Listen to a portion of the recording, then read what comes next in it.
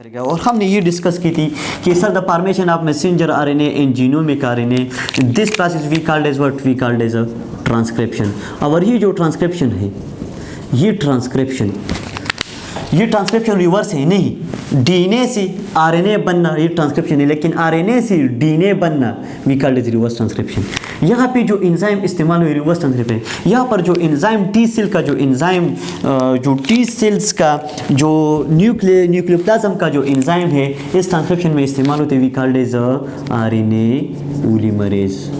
ये एचआईवी का एंजाइम नहीं है, ये टी सेल्स का एंजाइम है। लेकिन आपके ज़हन में होना चाहिए कि सर अगर यहाँ से डीएनए कन्वर्ट होगा आरएनए में, लेकिन कौन से एंजाइम के जरिए?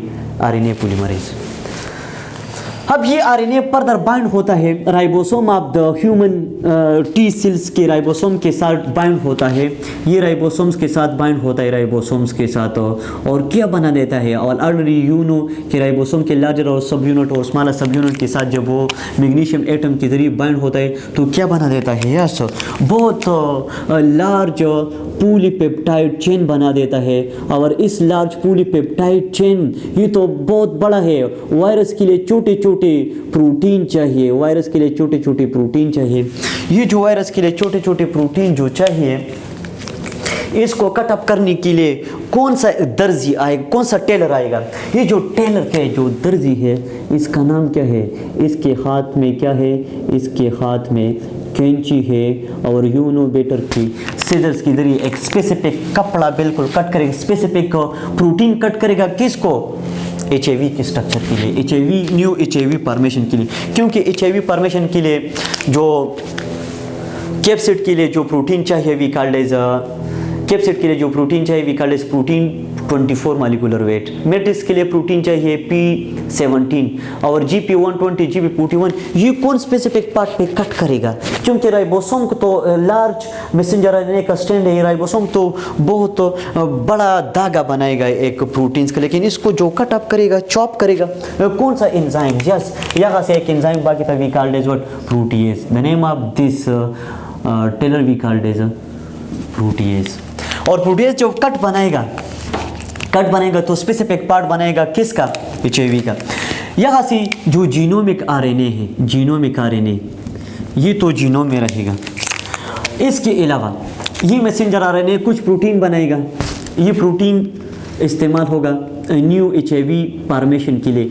और इस प्रोटीन के अलावा कुछ एंजाइम बनाएगा। ये मैसेंजर आरएनए से एक तरफ से प्रोटीन बनेगा और दूसरी तरफ से आरआईपी एंजाइम बनेगा, क्योंकि एंजाइम तो प्रोटीनेशियस नेचर है। आरआईपी मतलब रिवर्स इंटीग्रेस प्रोटीएज एंजाइम्स, और इसके साथ आरआईपी एंजाइम भी बनेगा। और साथ साथ ये जो प्रोटीन अब इस्तेमाल होगा, इस प्रोटीन कवर्ट होगा, और इस प्रोटीन का नाम है कैप्सुमर प्रोटीन। और कैप्सुमर प्रोटीन के लिए जो मॉलिक्यूलर वेट चाहिए वो है P24 प्रोटीन। P24 के लिए कौन कट लगाएगा? प्रोटीएज। फिर दोबारा कट लगाएगा क्योंकि मैट्रिक्स चाहिए, और मैट्रिक्स जो है layer below the envelope we called as what? We called as matrix. और फिर फर्दर कट लगाएगा इन्वेलप का, लिपिड्स का जो फर्दर कट लगाएगा इन्वेलप। और जो इन्वेलप से ये जो लिपिड्स फॉर्मेशन होता है, ये smooth endoplasmic reticulum of the T cells का ज़हन में रखिए। और फिर बाद में क्या होगा? फिर बाद में सारा ये जो ग्लाइकोप्रोटीन्स, तो यहाँ पर ये तो प्योर प्रोटीन है, ग्लाइकोप्रोटीन मॉडिफाइड प्रोटीन चाहिए। ये प्रोटीन फिर must be pass from the what? Must be pass from the Golgi body of the T cells, तो मॉडिफाइड बन जाएगा। तो मॉडिफाइड मतलब ग्लाइकोप्रोटीन बन जाएगा।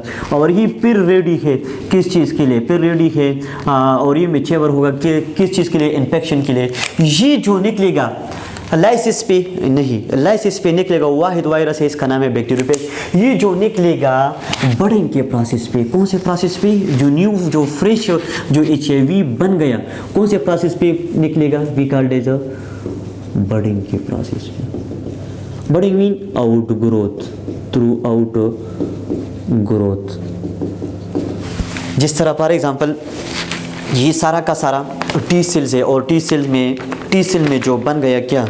टी सेल में बन गया एचआईवी वायरस। तो इससे बर्डिंग के प्रोसेस पे मतलब एक थोड़ा सा ये जगह स्वेल अप होगा, और बर्डिंग के प्रोसेस पे ये HIV virus, this new HIV virus infect the another T cells. Once again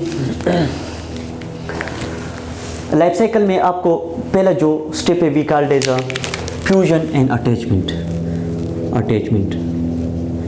यहाँ पे जो अटैचमेंट कर रहा है with the help of spikes, जो फ्यूजन कर रहा है with the help of the envelope of the HIV with the cell membrane of the T cells. जो कि वो एंटर हो गया।